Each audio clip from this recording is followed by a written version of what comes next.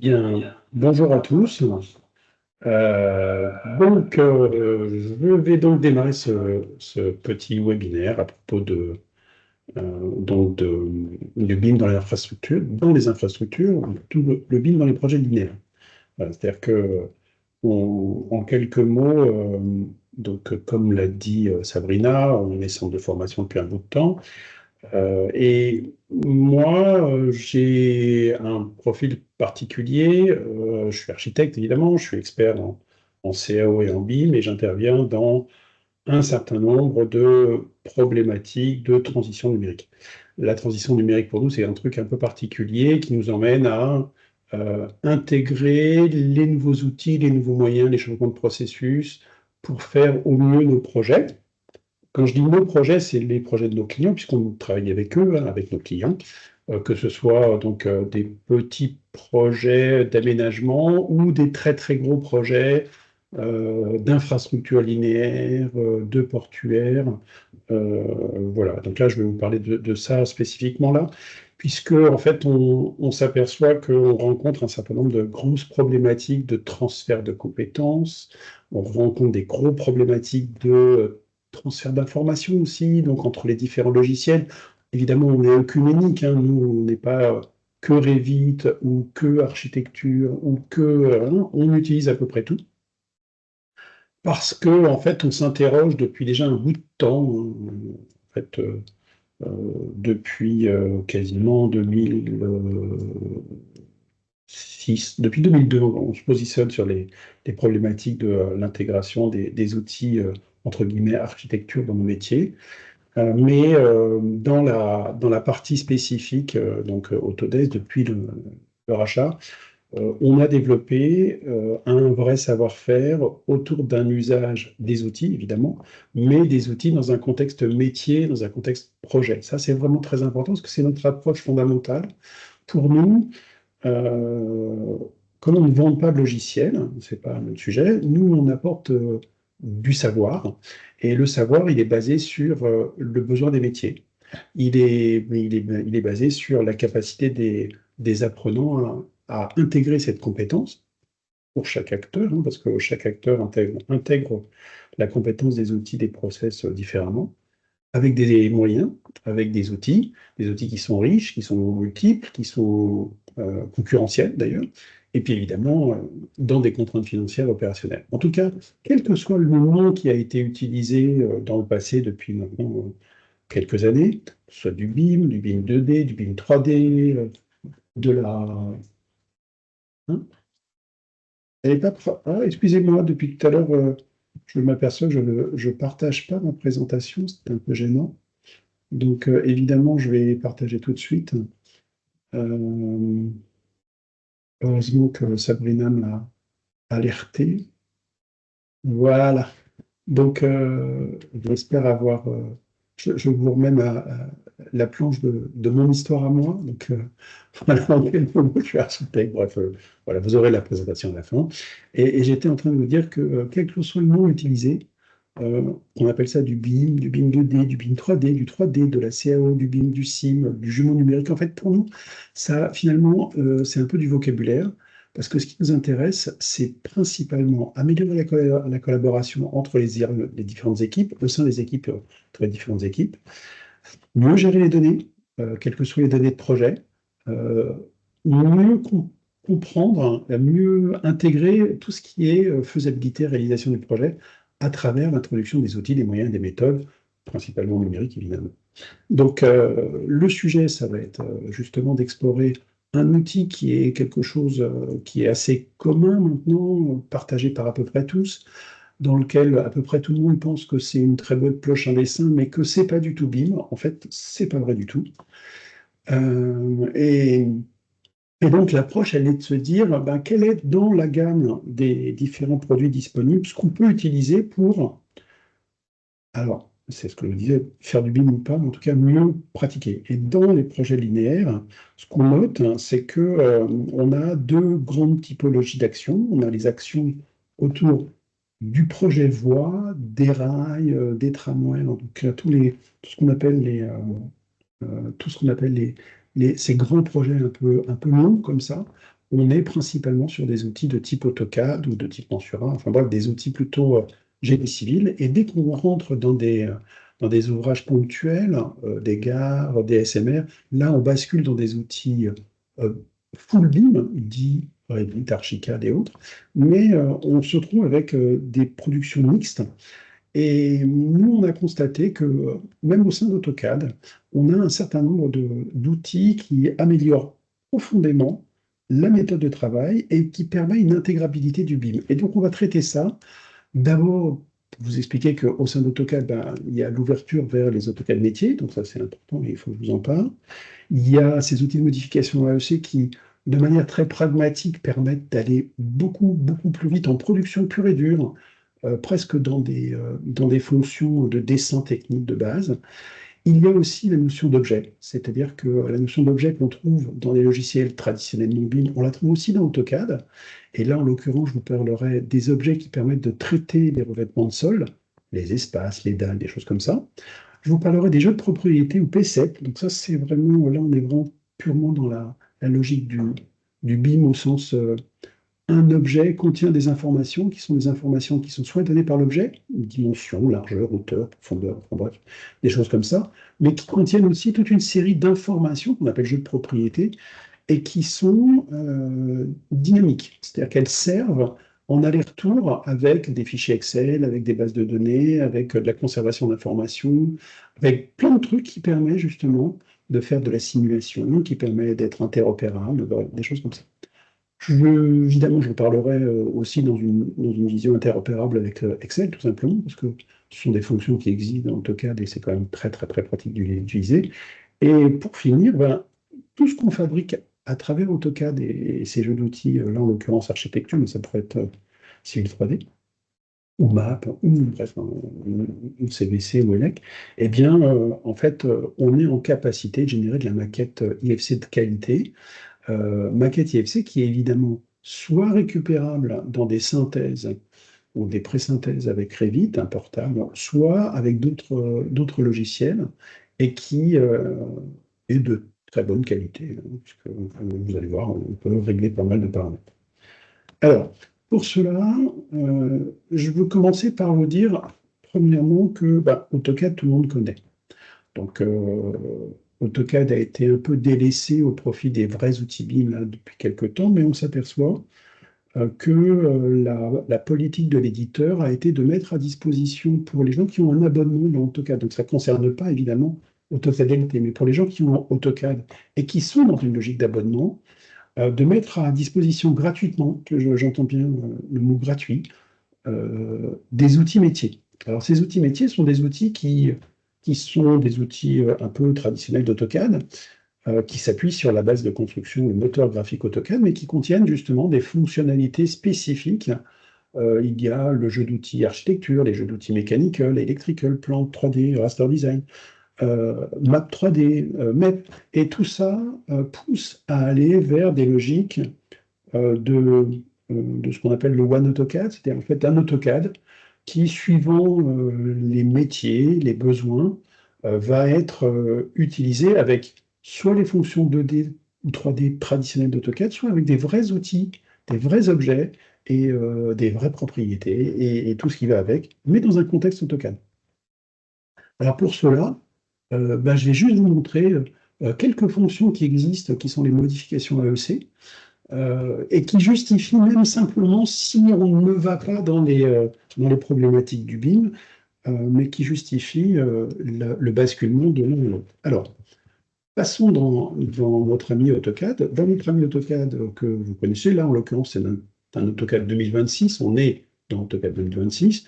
Ce que vous voyez, c'est un bout de projet linéaire dans lequel on a vous voyez ici ce qu'on appelle des stations, un petit peu d'arbres, des plateformes, bref, toute une série de missions sur un grand groupe de projets, euh, avec des problématiques de modélisation 2D, de modélisation 3D, d'interchange entre les différents acteurs qui ne sont pas forcément sur les mêmes outils, de synthèse dans les plateformes, de contrôle de clash, etc., de contrôle d'objets. Et donc, j'ai un AutoCAD, en l'occurrence, c'est un AutoCAD métier, donc dans lequel j'ai pas grand-chose, j'ai juste un tout petit peu personnalisé des palettes. Donc ça fait partie des choses très importantes, c'est que est accessible auprès des utilisateurs la personnalisation qui permet justement d'avoir quelque chose de beaucoup plus efficace.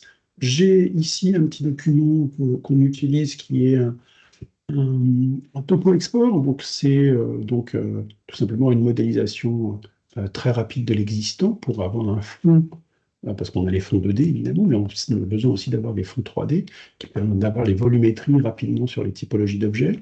Et les objets que j'ai téléchargés, parce que c'est un topo export gratuit, hein, je les ai immédiatement transformés en objets intelligents. Donc, dans les objets intelligents, on a plusieurs typologies d'objets intelligents. On a les objets, on va dire, purement en maillage, 3D, AutoCAD, et puis on a la capacité aussi de prendre un objet un peu plus intelligent et puis de le transformer en un objet masse élémentaire qui fait partie des éléments intéressants d'AutoCAD, là en l'occurrence métier, architecture, et qui permet d'avoir des sections d'étages, des élévations automatiques, des coupes automatiques, enfin, toute une série d'éléments intéressants, et puis surtout des informations directement sur les objets qui permettent justement d'aller affecter des informations, puisqu'on va voir dans les propriétés des choses.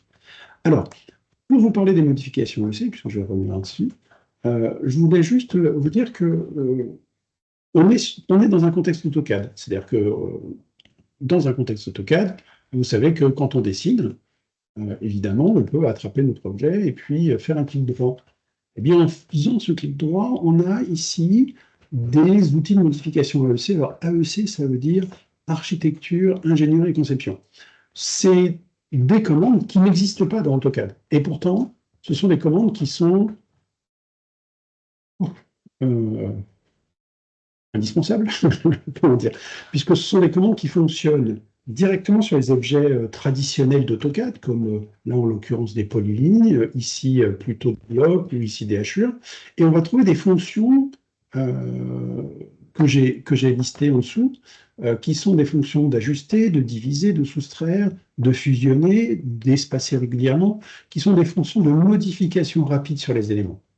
Alors, en quelques mots, si je parle de la fusion, ben, vous comprenez ce que c'est. Ça fait référence aux opérations booléennes traditionnelles de A plus B.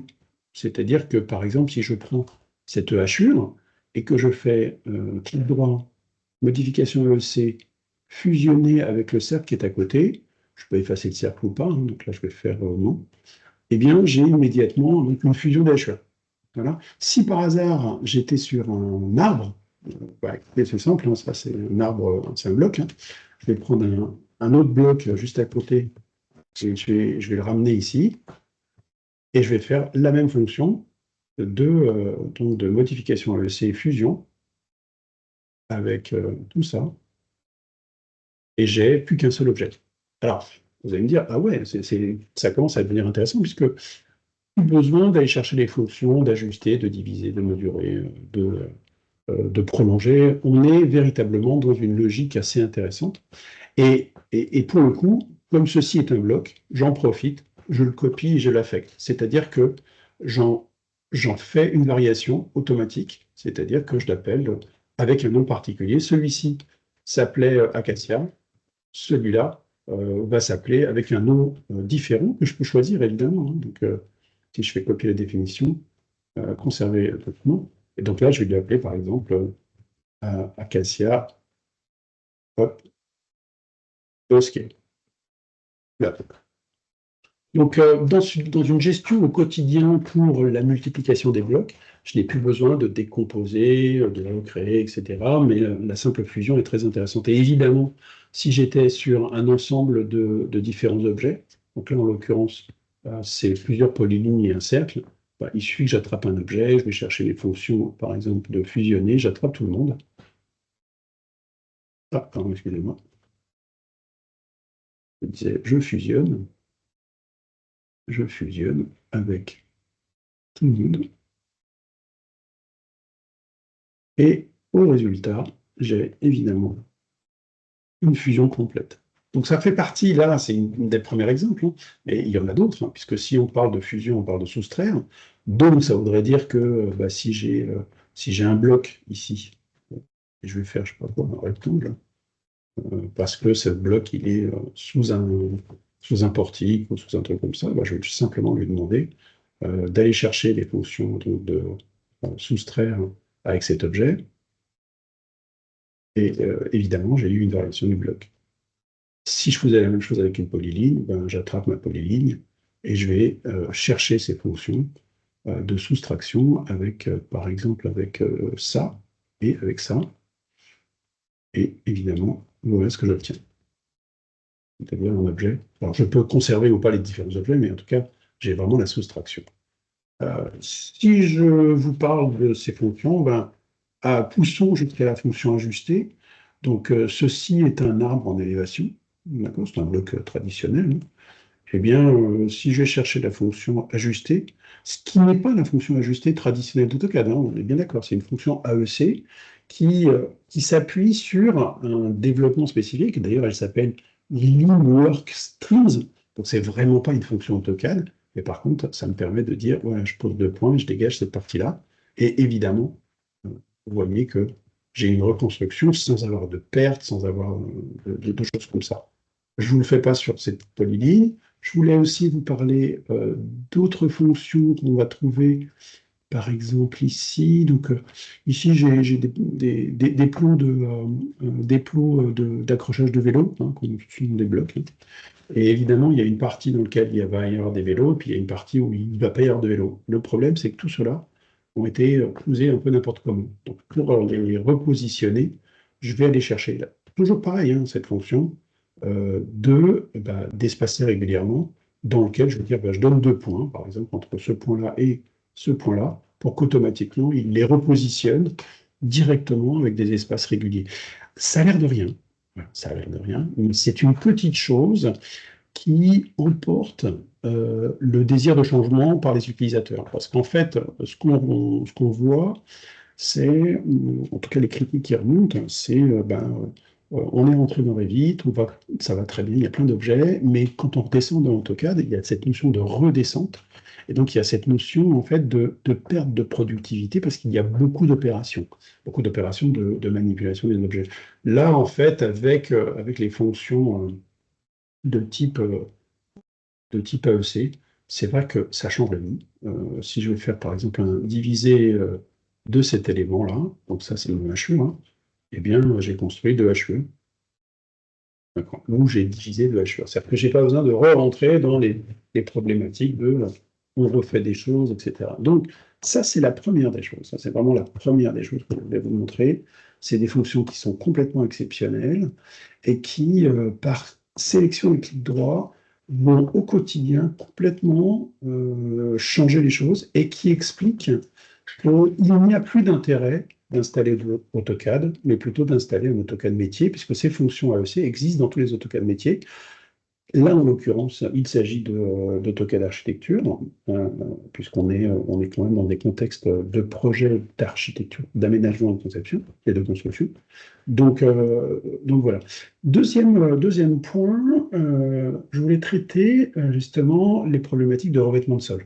Donc les problématiques de revêtement de sol sont des problématiques très simples, puisque voilà, voilà ce qu'on a généralement, c'est-à-dire qu'en dessin traditionnel, on a donc une nécessité, bon, j'ai isolé, hein, je ne l'ai pas fait sur le grand dessin, on a la nécessité d'isoler chacun des types de revêtement de sol, et ensuite, à partir de ce revêtement de sol, qui est généralement une polyline, puis ensuite une hachure, eh bien, on a donc des caractéristiques de dessin qui disent, bah, tout ça, c'est du 2D, et c'est très bien, sauf que c'est du 2D, et c'est pas de l'objet. C'est-à-dire que ça, ce n'est que du dessin, c'est certes sur un calque trottoir, certes c'est une hachure solide, ok, très bien, je peux y mettre d'autres qualités, mais ça reste quand même avant tout un objet 2D traditionnel. Donc je vais vous montrer comment, en fait, à partir des mêmes polylignes, que les polylignes qui sont ici, vous voyez, j'ai des polylignes qui sont les polylignes qui ont été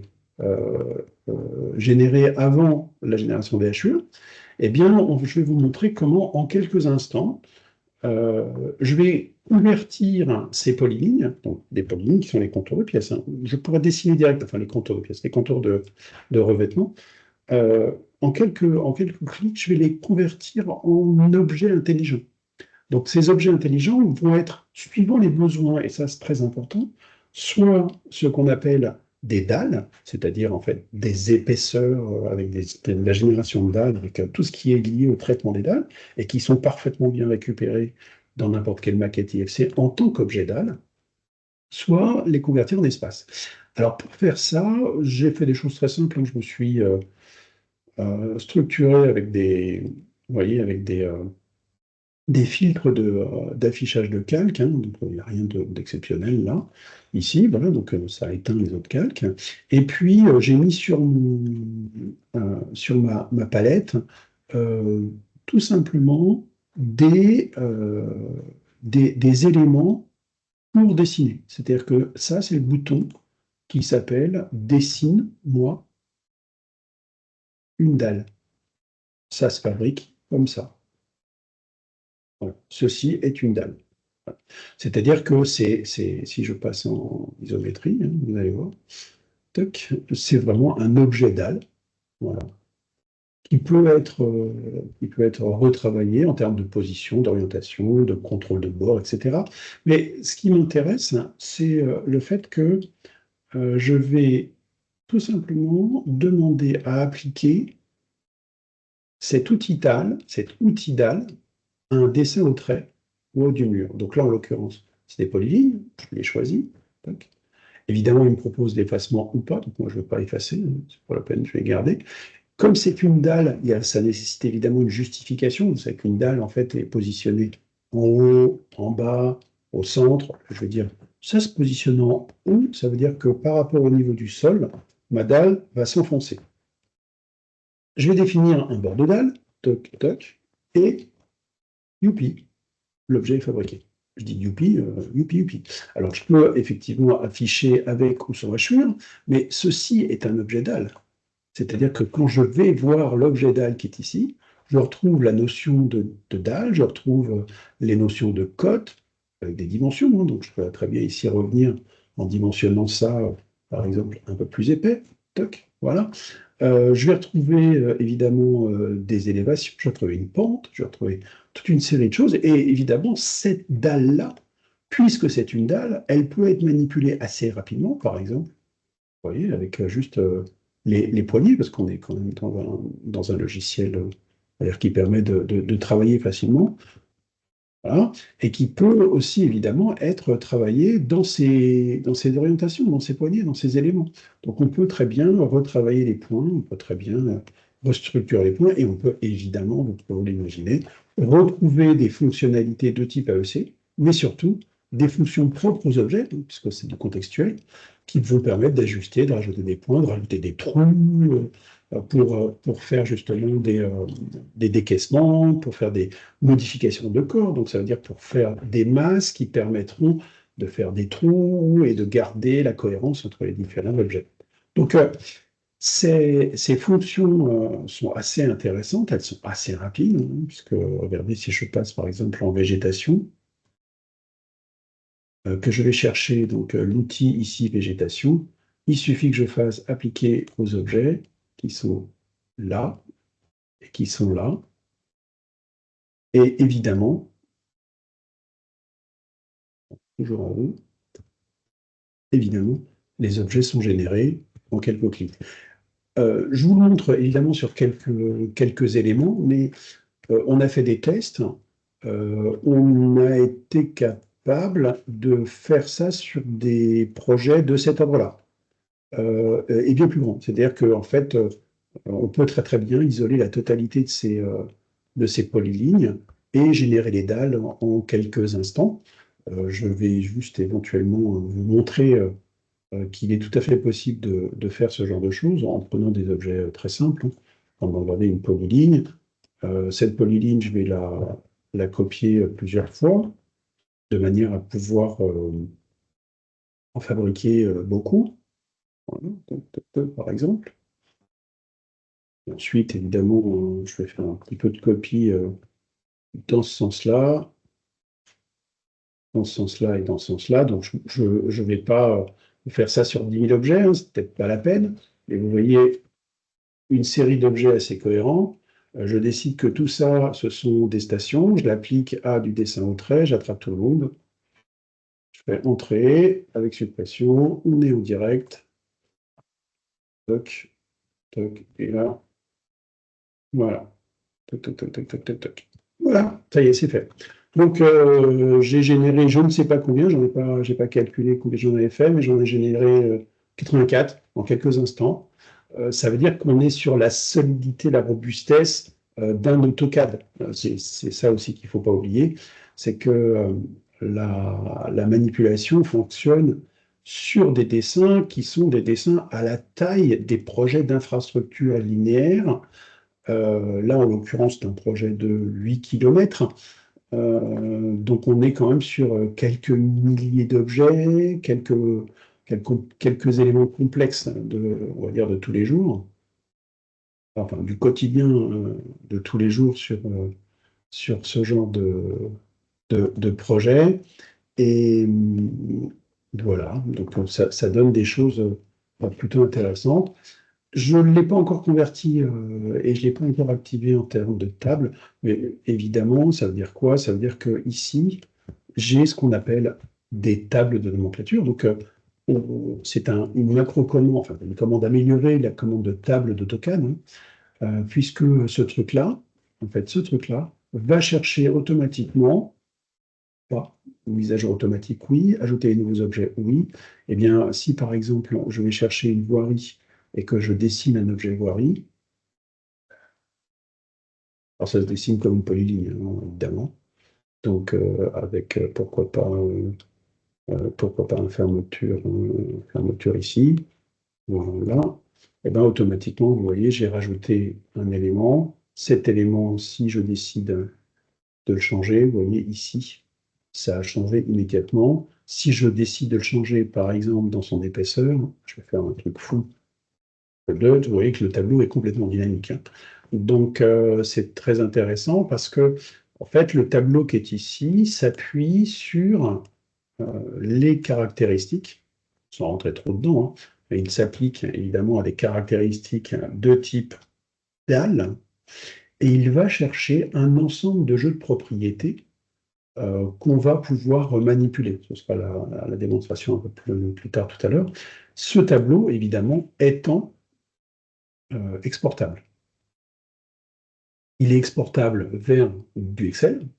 Donc, si j'exporte mon Excel, je vais ensuite hop, passer dans Excel, ouvrir le fichier, toc, et vous voyez, je retrouve la totalité des informations avec des colonnes qui ne sont pas dimensionnées, évidemment.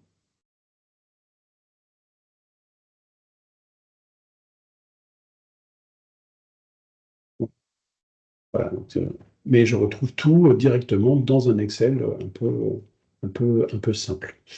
Et donc réutilisable pour d'autres choses. Alors, tout ça m'amène à la suite, c'est qu'il va falloir exporter tout ça en IFC. Donc exporter tout ça en IFC, bah, comment vous dire? Je vais taper IFC, en tapant IFC, comme à la mode AutoCAD, hein, donc de manière très simple, hein. Je retrouve toutes les fonctions liées à l'IFC. Je vais faire la fonction exporter. J'ai donc un numéro de projet qui permet d'incrémenter les informations de site du projet. J'ai évidemment des ressources des affectations, donc la possibilité de rajouter des éléments au niveau de l'adresse, enfin, au niveau des rubriques IFC, hein, donc c'est assez facile, hein, donc tout ça, il va les affecter automatiquement, donc je pourrais rajouter une adresse sans aucun problème. Et puis surtout, j'ai la possibilité de choisir les typologies d'IFC. En choisissant les typologies d'IFC, évidemment, il y a des standards qui vont se mettre en place, et je vais choisir aussi des configurations. Là, en l'occurrence, je vais choisir, c'est un choix de ma part, d'exporter que les dalles. Voilà. Donc, en exportant que les dalles, donc je vais créer mon fichier de dalles. Ensuite, il ne me reste plus qu'à vous montrer justement ce fichier IFC que je viens de créer. Donc là, en l'occurrence, le voilà.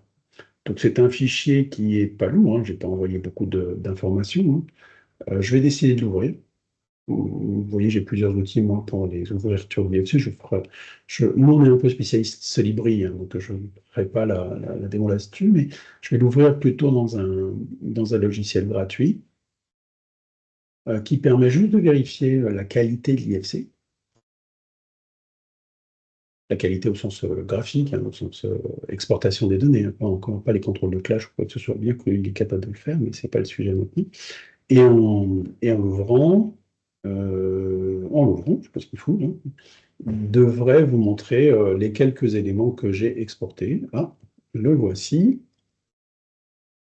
Et donc, j'ai bien l'exportation de mes objets. Voilà. Ce sont des vrais objets, c'est-à-dire que si je prends mon objet, eh bien, je vois ce que c'est une dalle, d'accord? Et je vois qu'il a toutes les informations associées, qui sont même des informations de type, ce qu'on appelle des informations, on va dire, de P7 préparamétrées. Là, en l'occurrence, vous voyez, j'ai des informations qui renvoient vers 95 Saint-Denis, secteur 16 en attente.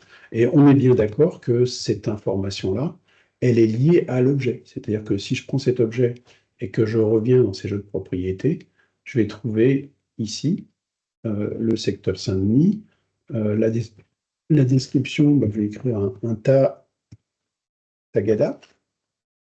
Le numéro, je vais écrire, par exemple, on est la 122e dalle, et le secteur.